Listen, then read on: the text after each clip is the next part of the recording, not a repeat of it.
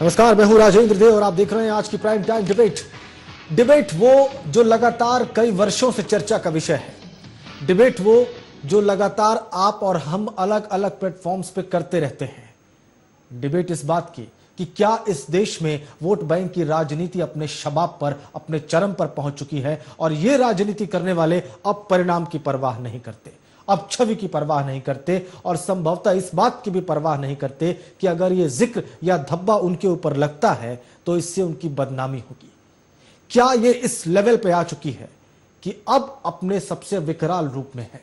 आज चर्चा इसी बात की है और इसके लिए कुछ खास मेहमान हमारे साथ हैं चर्चा में, उनसे मैं आपका परिचय कराऊं। इससे पहले इस विषय को समझाती ये रिपोर्ट देख लीजिए।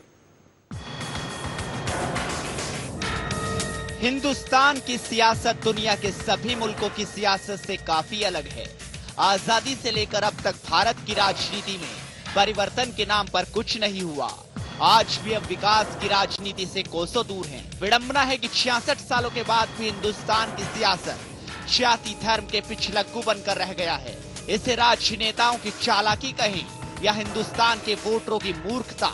वोटरों को लुभाने के लिए राजनेता जाति धर्म के नाम पर बड़े बड़े वादे करके जनता को गुमराह करने में कामयाब हो जाते हैं। चुनाव से ही ठीक पहले मंदिर और मस्जिद बनवाने की बात शुरू हो जाती है तो कहीं गरीबों को मुफ्त में अनाज देने का वादा कर दिया जाता है। यूं तो चुनाव से ठीक पहले वोट बैंक की राजनीति समाज के लिए हमेशा से घातक रही है।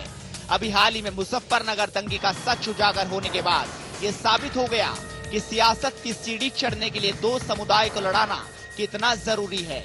तभी तो दंगों पर आजम खान जैसे राजनेता खुलकर कहते हैं जो हो रहा है होने दो। यानी इससे साफ है सत्ता पाने के लिए नेता खून की नदियां भी बहा दें तो वो भी कम है, क्योंकि वोटरों को लुभाने के लिए सरकार के पास कल्याणकारी योजनाओं और मुआवजों का मरहम लगाकर जनता की पीड़ा को अपना दर्द समझने का नाटक करती है और बेचारी जनता इस नाटक को सहानुभूति समझ लेती है। हिंदुस्तान की मौजूदा राजनीति के राजनेता कभी गरीबों के नाम पर तो कभी भुखमरी के नाम पर हम पर राज करते हैं। तभी तो चुनाव की सुगबुगाहट के साथ ही खाद्य सुरक्षा बिल पास होता है और तो और डायरेक्ट कैश ट्रांसफर के नाम पर गरीबों को हक दिलाने की बात होती है। चुनावी नगाड़ा बजना शुरू भी नहीं होता कि हर नेता गरीबों का मसीहा बनता नजर आता है। कोई गरीबों के सपने पूरे करने की बात करता है तो कोई रोजगार देने की वकालत करता है। एक तरफ कांग्रेस के राजकुमार राहुल गांधी ये कहते हुए नजर आ रहे हैं भर पेट खाओ और कांग्रेस को लाओ, तो दूसरी तरफ सपा के सल्लू बने अखिलेश यादव लैपटॉप रूपी रेवड़ी बांटकर यूपी पर राज कर रहे हैं। लेकिन इन नेताओं को कौन बताए कि इस देश का गरीब रोटी कपड़ा और मकान के बीच ना जातीय समीकरण को ठीक से समझता है और ना ही अपना मौलिक अधिकार। शायद इसी का फायदा उठाकर चंद नेता 125 करोड़ की आबादी को बरगला रहे हैं और कामयाब हो जाते हैं उन्हें बेवकूफ बनाने में। सुदर्शन न्यूज के लिए अमितेश्वर पांडे के साथ उमाशंकर चौरसिया की रिपोर्ट। ये रिपोर्ट आपने देखी और इस बात को आप भली भांति समझते हैं कि ये किस तरीके से आपसे बहुत गहराई और शिद्दत से जुड़ी हुई है। क्यों हम बार बार बेवकूफ बनते हैं? क्यों हमें आइडेंटिटी के नाम पर, जाति के नाम पर, मजहब के नाम पर या किसी खास आर्थिक वर्ग से ताल्लुक रखने के नाम पर अलग थलग कर दिया जाता है? और क्यों हम इसी प्रकार से, इसी ट्रेंड से वोट करने के आदी रहे हैं जिसे वोट बैंक की राजनीति कहते हैं? क्या ये अपने शबाब पर आ चुकी है? उत्तर जानने के लिए हमारे साथ इस वक्त कुमार पंकज पत्रकार हैं और राजनीतिक विश्लेषक भी हैं। स्वागत आपका कुमार पंकज। डॉक्टर दीपिका शर्मा, नेता बीजेपी, स्वागत आपका डॉक्टर दीपिका। कुछ ही देर में राजीव त्यागी, कांग्रेस के नेता भी हमारे साथ इस चर्चा में शामिल होंगे। कुमार पंकज, क्या लगता है आपको, इंतहाई हद पार कर रही है वोट बैंक की राजनीति इस वक्त या अभी आगे और भी चैप्टर्स पढ़ने बाकी है इसके में? नहीं, अभी तो ये शुरुआत है। अगर देखा जाए बीते 2 दशक की राजनीति का अगर हम लोग विश्लेषण करें तो पहले भी ये घटनाएं 90 के दशक में शुरू हुआ था, उत्तर प्रदेश में ही हुआ था, जिसमें माननीय मुलायम सिंह यादव जी ने टोपी पहन करके मुसलमानों का हितैषी बनने का किया। आज वही उनके पुत्र अखिलेश यादव जी ने टोपी पहन करके कि हम एक वर्ग के बड़े हिमायती हैं। तो ये तो अभी एक वानगी आप देख रहे हैं, आगे और अभी देखने को मिलेगा। क्योंकि जिस तरीके से राजनीति जो है लगातार विकृत होती जा रही है, जातियों के वोट लेने के लिए तरह तरह के हथकंडे अपनाए जा रहे हैं और खास करके एक खास जाति के लिए भाजपा को अगर छोड़ दिया जाए तो बहुजन समाज पार्टी, समाजवादी पार्टी, कांग्रेस तीनों लुभाने के लिए अलग अलग तरीके हथकंडे अपनाए जा रहे हैं कि हम ही सबसे बड़े हितैषी हैं। ऐसा नहीं कि भारतीय जनता पार्टी उस वर्ग के प्रति सिंपैथी नहीं रख रही, वह भी चाहती है कि उस वर्ग का कुछ हिस्सा उनके साथ आ जाए, लेकिन जो मैं समझ पा रहा हूं कि उनको ये लगता है कि कहीं ना कहीं से हिंदुत्व की छवि के कारण वो वर्ग जुट नहीं पाएगा, 1-2%, 4%, 5% जो भी जुड़ेगा वो उसी में संतुष्ट है। लेकिन बाकी 3 पॉलिटिकल पार्टीज, खास करके मैं उत्तर प्रदेश की अगर बात करूं तो बहुजन समाज पार्टी, समाजवादी पार्टी और कांग्रेस, तीनों एक जाति वर्ग को लुभाने के लिए हथकंडे अपना रहे हैं और मुझे लग रहा है कि चुनाव आते आते कुछ चीजें और समीकरण बदलेंगे कि हम ही तुम्हारे सबसे बड़े रक्षक हैं, इसलिए हमारे साथ आ जाओ। कब से इसकी ठीक शुरुआत आप किस वर्ष से मानते हैं भारत की राजनीति में, या आजादी के बाद से ही? नहीं, आजादी के बाद से नहीं है, मतलब जाति की राजनीति जो असली शुरू हुई वो 89 के बाद, जब आरक्षण को लेकर के मंडल कमीशन पूरे देश में हो हल्ला हंगामा मचा, तब ये जाकर के शुरुआत हुई। लेकिन 90 में जब उत्तर प्रदेश में बाबरी मस्जिद का जो मामला प्रकरण सामने आया और माननीय मुलायम सिंह यादव जी ने जो है एक वर्ग के हितैषी होने के नाते एक टोपी पहनकर, तो उस समय उनका नाम दिया गया था मौलाना मुलायम, तो एक वो शुरुआत हो चुकी थी। बिहार में जो है पिछड़े वर्ग को लेकर के लालू यादव ने एक मुहिम से, तो लोग पिछड़े वर्ग की जाति, तो ऐसा नहीं है कि जातिगत वो 90 के बाद से ज्यादा शुरू हुआ, उससे पहले थोड़ा थोड़ा था, इतना नहीं था कि वो चर्चा का विषय बन जाए। किस दल को, किस राजनीतिक दल को आप शीर्ष पर देखते हैं इस प्रकार की राजनीति करने के मामले में, कुमार पंकज? देखिए, मैं अगर 2 स्टेट का मैं विश्लेषण करूं, चूंकि मैं उत्तर प्रदेश से बिलोंग करता हूं, बिहार की पॉलिटिक्स पर थोड़ी बहुत नजर है, बाकी और राज्यों में भी जातिगत चीजें हैं, लेकिन मैं उत्तर प्रदेश में समाजवादी पार्टी, चूंकि बहुजन समाज पार्टी बाद में बनी, जब मुलायम सिंह यादव पहली बार उत्तर प्रदेश के मुख्यमंत्री बने 1989 में और लालू यादव जी बिहार में, तो एक यादव वर्ग में उभार आया, पिछड़ी जाति का एक बड़ा वोट बैंक है यादव समुदाय। तो जब उभार आया तो अन्य जातियों को धीरे धीरे लगने लगा कि आखिर हमारे वर्ग का नेता क्यों नहीं है, तो ये 89 के बाद से जो है ज्यादा बढ़ा है। और उसके बाद चैंपियन कौन है, पार्टी चैंपियन कौन है इस रेस में?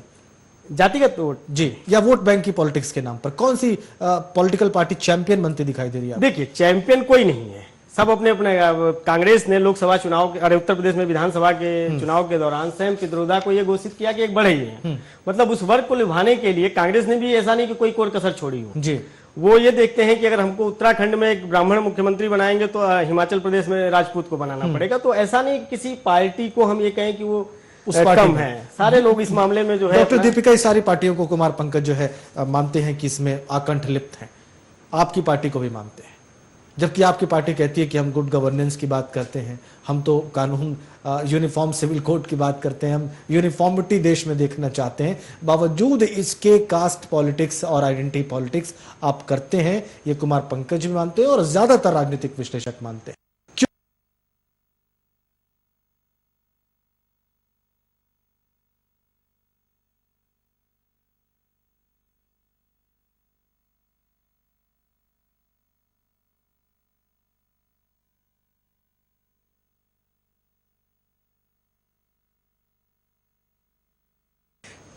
भाजपा को छोड़ के बाकी सारी पार्टियां उसकी डेवलपमेंट के लिए नहीं, उसके अपीजमेंट के लिए, उसको फ्रीबीज देने के लिए, उनके लीडर्स, इन पार्टियों के लीडर्स, इस कम्युनिटी के लीडर्स, ये सब करप्शन से अमीर हो गए हैं।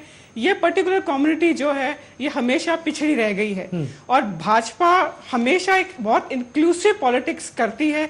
भाजपा ने कभी भी इस पर्टिकुलर कम्युनिटी में और किसी दूसरी कम्युनिटी में कभी भी फर्क नहीं किया है। इस समय जो मुजफ्फरनगर में हुआ है, आपकी पार्टी बिहार में कह रही है नरेंद्र मोदी के बारे में कि ईसीबी का एक कैंडिडेट हम लेकर आए, एक्स्ट्रा ईबीसी का, एक्स्ट्रा बैकवर्ड क्लास का एक कैंडिडेट भारत का प्रधानमंत्री बनने जा रहा है, इस प्रकार के प्रचार कर रही है आपकी पार्टी। और कुमार पंकज जानते हैं इस बात के सबूत है। देखिए, नरेंद्र मोदी जी जो है क्यों कर रहे हैं? नहीं, देखिए, ये तो एक बहुत बड़े उदाहरण होते हैं। अच्छा, ये उदाहरण देखिए, सुन, ये एक देश के बहुत बड़े उदाहरण है। नरेंद्र मोदी जी स्वयं उन्होंने अपने जीवन को एक उदाहरण बनाया है कि एक इंसान एक पर्टिकुलर कम्युनिटी से जो एक चाय स्टॉल में चाय बेचा करते थे, वो आज भाजपा एक ऐसी प्रजातांत्रिक पार्टी है जहां पे वो प्रधानमंत्री के पद पे आएंगे। डॉक्टर क्षमा करें मुझे, प्रचार ये नहीं है, प्रचार ये कि बैकवर्ड क्लास के। नहीं देव साहब, आप पहले बात को समझिए। एक कम्युनिटी को इंस्पिरेशन देना एक बात होती है, एक कम्युनिटी को इस्तेमाल करना एक बात होती है। तो जो मुलायम कर रहे हैं यूपी में, जो अखिलेश कर रहा है, हाँ। इससे कंप्लीटली अलग है। भाजपा ने कभी भी ऐसा कोई काम नहीं किया है, हाँ। जिसमें आरोप लगे कि वो एक पर्टिकुलर कम्युनिटी को फेवर करता है, कभी भी नहीं किया। तो कुमार पंकज, क्या ये इंटेंशन नहीं है इनकी कि बैकवर्ड क्लास के वोटर्स को लुभाएं? जब नरेंद्र मोदी जी जिस दिन प्रधानमंत्री का उम्मीदवार जिस दिन उनको घोषित किया गया, कई मेरे मीडिया के मित्रों का फोन आया कि, और भी कई गैर मीडिया के लोगों का, कि पहली बार देश में कोई ओबीसी प्रधानमंत्री घोषित हुआ है और लग रहा है बन जाएगा। मतलब उनका एक अपना विश्लेषण था। हाँ। तो एक बहस शुरू हो गई थी और इसको भाजपा के ही लोग प्रचारित कर रहे थे कि हम एक ओबीसी कैंडिडेट दे रहे हैं। तो ऐसा नहीं है कि मैं इसको पूरी तरह से डिनाई करता हूँ, भाजपा नहीं, भाजपा भी जातिगत, भाजपा क्यों, भाजपा मुस्लिम चेहरा दिखाती नहीं है। हाँ। पार्टी के हमारे प्रवक्ता हैं, हमारे पार्टी के उपाध्यक्ष हैं, तो वो भी एक, ऐसा नहीं है कि दीपिका जी की बात से मैं पूरी तरह से सहमत नहीं हूँ। हाँ।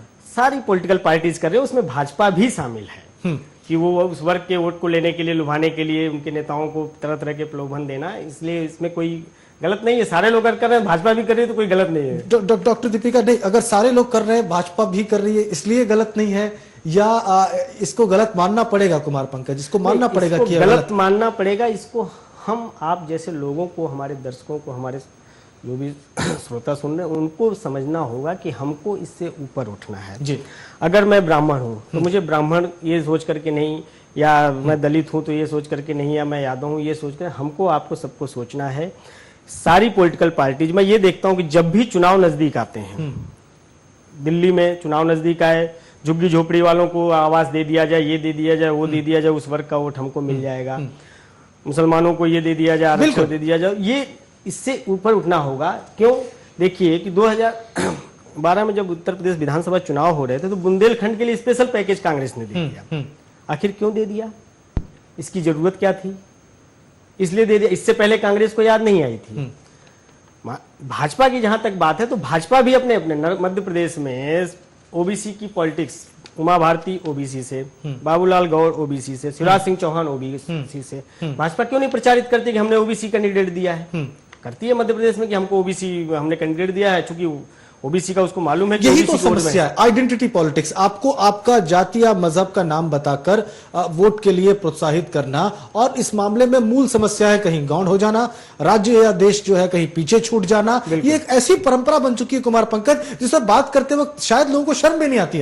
अब स्थिति ये पहुंच गई है कि इस पर बात करना अब शर्मनाक भी नहीं रहा, ये स्थिति खड़ी हो गई है, और यही चिंता का विषय है। इस डिबेट को हम जारी रखते हैं। इस छोटे से ब्रेक के बाद बात करेंगे कांग्रेस के नेता राजीव त्यागी से, जो हमारे साथ जुड़ने वाले हैं।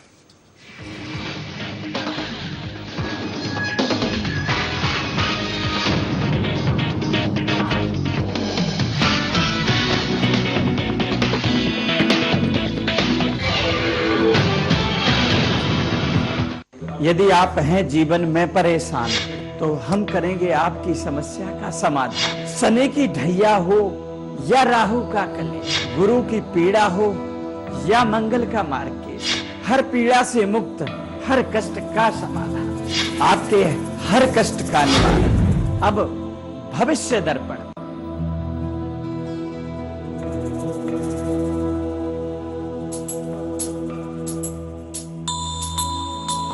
देश की माटी सोना उगलती है हमारे लिए।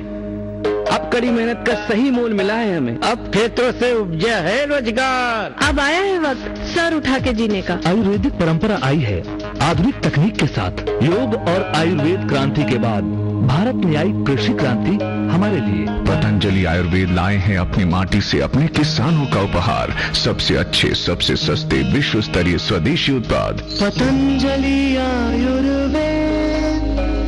जानते हैं, जिस स्थान पे गाय का निवास होता है, वहाँ पर ऑक्सीजन की मात्रा ज्यादा होती है। जानने के लिए देखिए गाय एक फायदे अनेक, हमारा खास कार्यक्रम गौ दर्शन, रोजाना सुबह 7:30 बजे सिर्फ सुदर्शन न्यूज पर।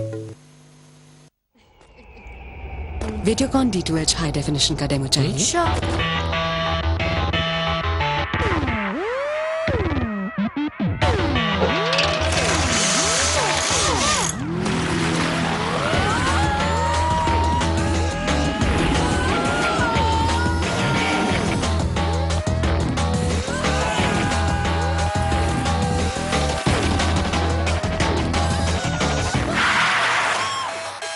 हर HD चैनल इतना ही रेयर दिखेगा। Mirror like HD quality with maximum असली HD channels on Videocon D2H. एक और डेमो मिलेगा?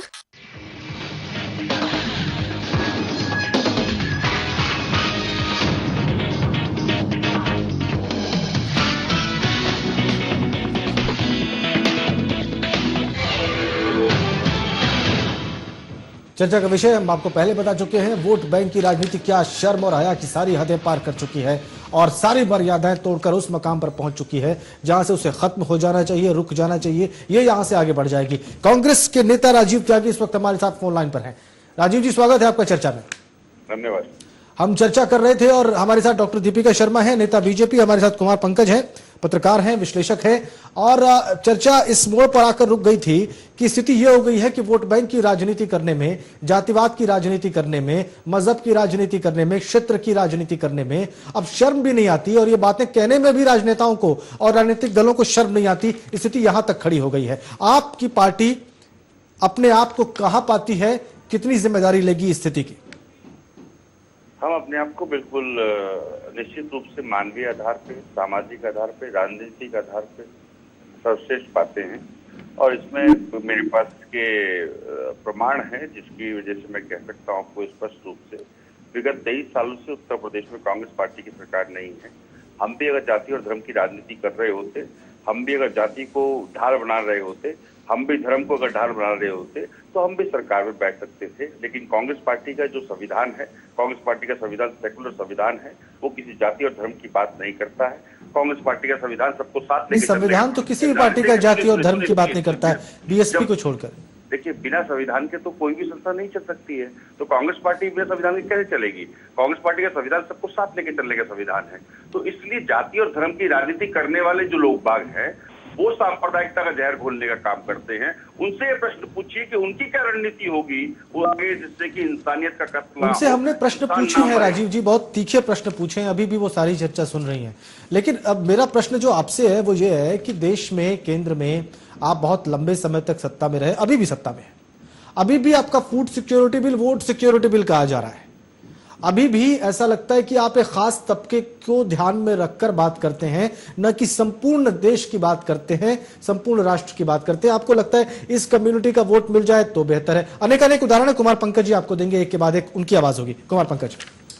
राजीव जी, जो आप कह रहे हैं कि आपके संविधान में नहीं है, तो किसी भी पॉलिटिकल पार्टीज के संविधान में किसी जाति को लेकर के कोई वो नहीं होता है।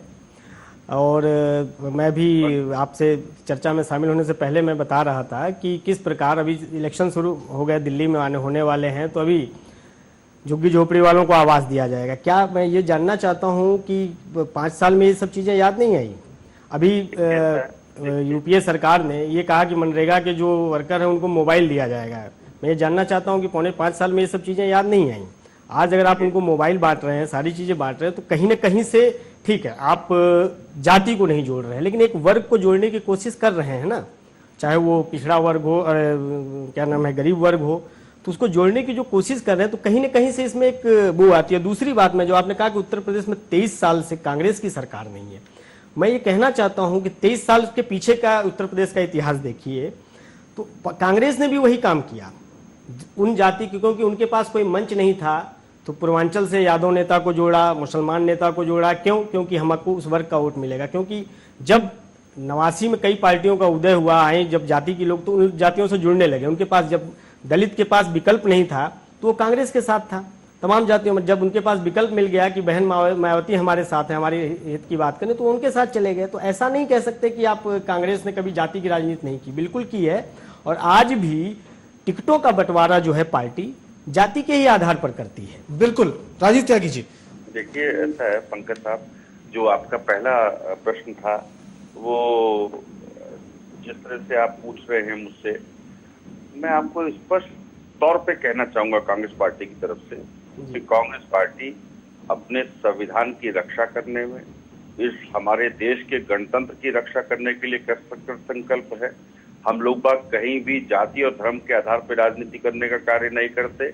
और जो आप मुझसे कह रहे हैं कि योजनाएं लागू करने का आपको समय नहीं मिला, पिछले 9 साल में जितनी लोक कल्याणकारी नीतियां हम लोगों ने लागू की हैं और बजट में प्रावधान किए हैं, निश्चित रूप से वो एक क्रांतिकारी कदम है। हम वर्ग की बात करते हैं, हम गरीब वर्ग की बात करते हैं, गरीब को साथ लेके चलने की बात करते हैं, हम उस व्यक्ति को साथ लेके चलने की बात करते हैं जिसके बारे में महात्मा गांधी ये कहते हैं कि जो अंतिम छोर पे बैठा हुआ व्यक्ति है, जिसको कि विकास में अब उसके हिस्सा नहीं मिला है, जो गरीब है, जो अपना विकास में हिस्सा प्राप्त नहीं कर पा रहा है, उसको साथ लेके चलने की बात करते हैं। डॉक्टर दीपिका, नेता बीजेपी वो आपको रिस्पॉन्ड करना चाहती है। डॉक्टर दीपिका, नेता बीजेपी साहब ऐसा है, मैं राजीव जी से ये पूछना चाहती हूँ कि बड़े बड़े भाषण तो टीवी चैनल्स पे सब देते हैं, मैं उनसे एक सीधी सी बात ये पूछना चाहती हूँ कि उन्होंने मुलायम सिंह की, अखिलेश की सरकार को अभी तक बर्खास्त क्यों नहीं किया है, वहां पे प्रेसिडेंट्स रूल क्यों नहीं लगवाया है। मैं उनसे ये पूछना चाहती हूँ कि अगर टाइमली केंद्रीय सरकार एक्ट कर लेती तो मुजफ्फरनगर में जो हाल हुआ है वो नहीं होता। जिस प्रकार से वहां लोग पीड़ित हैं और जिस प्रकार से जो जन का जो बुरा हाल हुआ है वो नहीं होता अगर इनकी सरकार टाइम से एक्शन ले लेती। ये कॉन्स्टिट्यूशन की बात करते हैं, ये संविधान की बात करते हैं, तो एक सिंपल सा था कि इतने हालात गंभीर हो गए थे, गवर्नर ने रिपोर्ट भेजी और इन्होंने वहां पे प्रेसिडेंट का शासन नहीं लगाया। तो जो दंगे जिनको 20 दिन लगे और जहां पे जान और माल का इतना नुकसान हो जाए, अगर वो पार्टी प्राइम टाइम चैनल पे आके भाषण देती है तो इनको बिल्कुल भी शोभा नहीं देता, क्योंकि इनको कहीं ना कहीं पे कबूल करना पड़ेगा। इन्होंने 1 महीने पहले मुलायम सिंह जी के जो एसेट्स थे, जो करप्शन थे, उनके केसेस, उनकी फाइल इन्होंने बंद करने के लिए कही है। नहीं देखिए, नहीं तो फिर अगर मुलायम जी की बैसाखी पे इनकी सरकार अगर चलती है और उस डर से और एक कम्युनिटी के बैकलैश की वजह से इन्होंने वहां पे प्रेसिडेंट राष्ट्रपति का शासन नहीं लगाया, तो फिर टीवी चैनल पे भाषण देने का क्या अर्थ? राजीव जी, मुझे आप उम्मीद करेंगे, मैं उम्मीद करूंगा, क्योंकि मैं देर में शामिल हुआ, क्योंकि आपके टेक्निकल स्लैंग रहा जिसकी वजह से मैं शामिल नहीं हो पाया, तो मैं उम्मीद करूंगा पूरा वक्त देंगे जवाब देने का। बिल्कुल बोलिए। डॉक्टर दीपिका शर्मा शायद हिस्ट्री के स्टूडेंट नहीं रहेंगे, और हिस्ट्री का में उनका ज्ञान बहुत कम है मुझे लगता है, और शायद 2002 की हिस्ट्री को भूल रही है। 2002 में जिस तरह से अटल बिहारी वाजपेयी जी ने मोदी जी को राजधर्म पालन करने की बात की दंगों के ऊपर, शायद वो भूल गई है। और मैं आर्टिकल 356 पर आऊंगा। मैं निश्चित रूप से आर्टिकल 356 के प्रावधान देता है कि केंद्र सरकार किसी भी राज्य में इसको इन्वोक करके राष्ट्रपति शासन लगा सकती है। लेकिन जिस तरह से एसआर बोबई साहब के केस में 1994 में सुप्रीम कोर्ट ने निर्णय दिया, क्योंकि प्रजातंत्र में 4 स्तंभ है प्रजातंत्र के, कार्यपालिका, विधायिका और न्यायपालिका, और चौथा स्तंभ मीडिया है जिसको प्रेस कहते हैं, चौथा स्तंभ मीडिया होता है। तीसरा स्तंभ जो न्यायपालिका है, जब न्यायपालिका को स्टैंड लेता है तो कार्यपालिका, विधायिका उसका सम्मान करती है। और जब एसआर बोबई के केस में और झारखंड वाले केस में 2000 में जिस तरह से सुप्रीम कोर्ट ने जजमेंट दिया कि आर्टिकल 356 इन्वोक करने से पहले केंद्र सरकार को 10 बार सोचना चाहिए, और जब तक फ्लोर ऑफ हाउस पे मैं कह रहा हूं, निश्चित रूप से ये सुप्रीम कोर्ट का प्रावधान है। और सुप्रीम कोर्ट का सम्मान करना, अपनी विधायी संस्था का सम्मान करना, अपने संघीय ढांचे का सम्मान करना, ये हर नागरिक का कार्य, ये हर नागरिक का निश्चित रूप से दायित्व बनता है। और जब एसआर बोबई के केस में वो निर्णय देते हैं, आप ये कहना चाह रहे हैं कि फ्लोर ऑफ हाउस पे आप साबित नहीं कर पाते, नेशन में है, लॉ अबाइडिंग नेशन में है, तो हम लोगों को उसका सम्मान करना चाहिए। फिर सरकारी कमीशन रिपोर्ट जब देता है, अरे आप अगर लगाते प्रेसिडेंट रूल साहब, तो आप थे वहां पर लोकसभा में, बीजेपी आपका समर्थन कर रही है, बीएसपी वहां पर राष्ट्रपति शासन का समर्थन कर रही है। 2002 में क्यों नहीं इन्वोक किया इन्होंने, क्या नाम उसका, ये एक सवाल है। नहीं, बीजेपी पर कहीं से आरोप कम नहीं हो रहे हैं, लेकिन मैं आपकी बात कर रहा हूँ। नहीं, बीजेपी जिस तरह से बात कर रही है, भारतीय जनता पार्टी जो कि बहुत छोटी पार्टी है और बहुत झगड़ालू पार्टी है, इसको झगड़े के अलावा जब भी चुनाव आते हैं सांप्रदायिकता का जहर क्यों घोलने की कोशिश करती है बीजेपी? क्यों बीजेपी सांप्रदायिकता की राजनीति करने का काम करती है? क्यों नहीं बीजेपी विकास की बात? राजीव जी ऐसा है, आप कृपया करके 2002 को यूपी 2014 से कंपेयर ना करें। देव साहब, आप मुझे 1 मिनट बोलने दीजिए। नहीं राजीव जी, 1 मिनट आप मुझे बोलने दीजिए। 2002 गुजरात को यूपी 2014 से नहीं कंपेयर किया जा सकता, क्योंकि वहां पे माननीय मोदी जी ने कुल 6 दिनों में कंप्लीट दंगे उन्होंने कंट्रोल में कर दिए थे। यहाँ पे महीना होने को आया है। सबसे पहले सुनिए, और दूसरी बात ये है कि गुजरात में जो डॉक्टर दीपिका राजीव जी, वापस आता हूँ। ये हम लोग गुजरात और अभी मुजफ्फरनगर की सिर्फ बात नहीं कर रहे हैं, विषय बहुत बड़ा था। राजीव जी, आप मानते हैं, स्वीकार करते हैं या नहीं करते हैं कि वोट बैंक की राजनीति चरम पर पहुंच चुकी है? और वोट बैंक की राजनीति हमने नहीं की कभी भी। हम कर रहे होते तो वोट बैंक की राजनीति हम आवाज। मुझे लगता है कि यहाँ पर थोड़ी सी साफगोई की जरूरत है, थोड़ी ईमानदारी की जरूरत है इस सच को मानने में। राजीव जी, साफगोई से मैं एक बात कहना चाहता हूँ आपको कि ये निश्चित है कि पूरे देश में जाति जो है एक शादी ब्याह के लिए और सब चीजों के लिए मानी जाती है, इसमें कहीं तो जरा नहीं। लेकिन कांग्रेस पार्टी ने कभी जाति की बात नहीं की। कांग्रेस पार्टी कभी भी ये नहीं कहा कि ये जाति आधार पे कोई वर्ग विभेद किया हो या किसी से भेद करके कहा हो कि साहब ये फला जाति का तो उसको हम क्या नाम। अगर ऐसे हम बात करेंगे राजीव जी, काम करने का अवसर नहीं देंगे। राजीव जी, अगर हम ऐसे बात करेंगे कि हमारी पार्टी ने कोई गलती ही नहीं की, तो अगर ये बात दीपिका जी भी कह रही हैं, ये बात समाजवादी पार्टी भी कहेगी। देखिए, भारतीय जनता पार्टी का जो चरित्र है वो दोहरा चरित्र है, दोहरे मापदंड रखते हैं। अभी आपने जो बात कही कि सभी लोग संविधान में प्रावधान करते हैं जैसा हमारा संविधान है। हाँ, देखिए, आप भारतीय जनता पार्टी के भी साइट खोल के देखिए, अभी साइट खोल के देखिए भारतीय जनता पार्टी की, तो आपको पाएंगे वहां पे आर्टिकल्स लगे हुए तरह तरह के, और जिस तरह के आर्टिकल और जिस तरह की भाषा इस्तेमाल कर रहे हैं उन आर्टिकल्स में, उससे निश्चित रूप से संघीय ढांचे को और देश के संविधान को मुझे विश्वास है राजीव जी कि आप भले इस बात को एयर पे स्वीकार न करें, भले स्क्रीन पर स्वीकार न करें, लेकिन आप हृदय में, अंदर से, अंतरात्मा में इस सत्य को जानते और समझते हैं कि सच क्या है, और सच इस देश की जनता को भी पता है। मैं जो भी बोल रहा हूँ अंतरात्मा की आवाज से बोल रहा हूँ, और अंतरात्मा की आवाज मेरी ये कहती है नहीं, मैं आपको एक बात जरूर बताना चाहूंगी कि अगर भाजपा के 2 चेहरे हैं तो इनका तो तीरिया ठीक है, वही मैं कह रहा हूँ, इनका तो पता ही नहीं चलता। जनता 62 साल से देश की सत्ता इनके हाथ में है और इन्होंने देश का क्या हाल किया है। वही मैं कह रहा हूँ कि जनता को सारे सच पता है डॉक्टर दीपिका, और वो आप लोगों की बात में वो सच ढूंढना चाहती है। और मुझे बड़ा दुख है कि इस चर्चा में कुछ जगहों को छोड़ के सत्य नदारद हो गया। जिस रिस्पांस की, जिस ईमानदारी की मैं अपेक्षा कर रहा था इस वोट बैंक की राजनीति के बृहद चर्चा पर, वो शायद किसी और दिन रखनी पड़ेगी राजीव जी, ताकि और तथ्यों के साथ हम सामने आए और ये साबित कर सके कि वोट बैंक की राजनीति में किस तरह से देश के तमाम बड़े और छोटे राजनीतिक दल जो है शामिल हैं, और उसके बाद कुछ प्रश्न होंगे। लेकिन आज के लिए बहुत धन्यवाद डॉक्टर दीपिका स्टूडियो में आने के लिए। राजीव जी, आपका भी, और कुमार पंकज, आपका भी चर्चा में हिस्सा लेने के लिए। तो वोट बैंक की राजनीति निश्चित रूप से ऐसे मुकाम पर आ गई है जहां पर इसे हमें और आपको साफ साफ समझने की जरूरत है। हमें भाषा में और कृत्यों में अंतर समझना होगा। जय हिंद।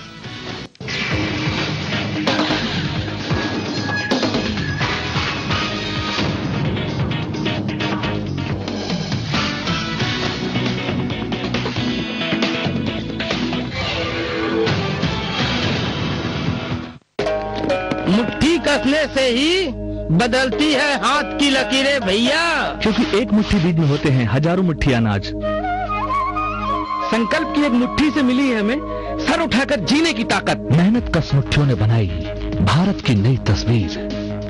भारतीय कृषि परंपरा और आधुनिक विज्ञान का महामिलन लेकर आया है देश में कृषि क्रांति। और हमारे लिए आयुर्वेदिक स्वास्थ्य वर्धक उत्पाद पतंजलि आयुर्वेद लाए हैं हमारी हर जरूरत के लिए सबसे अच्छे, सबसे सस्ते, विश्व स्तरीय स्वदेशी उत्पाद। पतंजलि आयुर्वेद।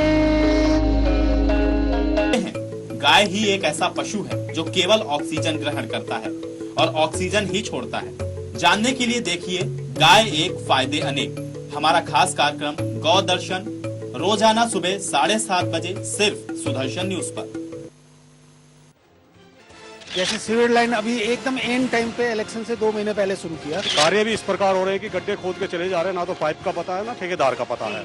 ये आखिर चुनावी टाइम में ही क्यों हो रहा है? आने वाली जनरेशन को अगर हम एजुकेशन नहीं दे पाए तो ये तो सबसे बड़ी समस्या है। हर मोर्चे पर ये विफल रही है ये सरकार। विधायक को केवल अपने होल्डिंग लगवाने में से फुर्सत नहीं है उसको। कभी अपना जन्मदिन मना रहा है, कभी राहुल जी का जन्मदिन मना रहा है, इसके अलावा और कुछ करने राजी। नमस्कार, मैं आलोक झा और स्वागत हमारे खास प्रोग्राम दिल्ली स्पीक्स में।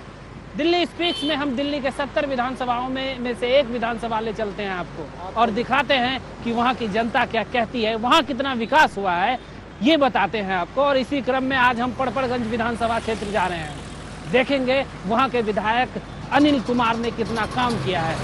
अनिल कुमार 2008 में लगभग 700 वोट से जीते थे, यानी 2008 में भी मुकाबला कांटे का था। तो चलिए सीधा परपड़गंज विधानसभा ले चलते हैं आपको और वहां के मतदाताओं से जानते हैं कि आखिर ये ऊंट किस करवट बैठने वाला है, क्या चल रहा है।